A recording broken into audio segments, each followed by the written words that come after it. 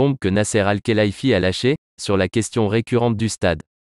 Bonjour fans parisiens, en discussion avec la ville de Paris depuis plusieurs mois sur la possibilité de vente, le dirigeant songerait à quitter le Parc des Princes avant le prix demandé par Anne Hidalgo pour le vendre, veut rester au top de tout le déroulement de cette nouvelle?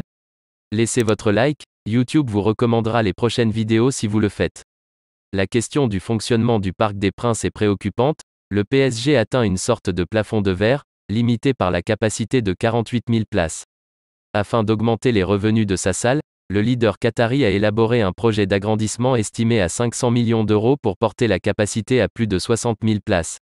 Dans l'esprit d'Al-Khelaifi, ce développement est indispensable pour continuer à se battre avec des clubs dont les terrains sont bien plus grands que le parc.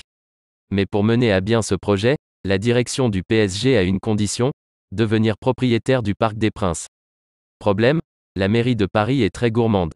Selon les informations de RMC Sport, elle demanderait 350 millions d'euros pour vendre le Parc des Princes. Si vous êtes nouveau sur la chaîne, abonnez-vous et activez la cloche de notification pour rester au courant de tout ce qui se passe dans votre équipe préférée.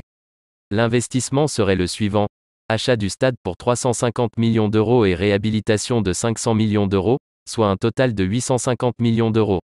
Le PSG, qui ne comprend pas le comportement de la mairie, notamment parce que le club a déjà investi 85 millions pour rénover l'enceinte ces dernières années. Conséquence, Nasser Al-Khelaifi envisagerait de quitter le stade. Il envisage deux options pour l'avenir. La première est de répondre à l'appel d'offres pour le renouvellement de la concession du Stade de France et éventuellement de faire une offre d'achat. Le Stade de France, propriété de l'État qu'il entend vendre, serait valorisé aux alentours de 600 millions d'euros.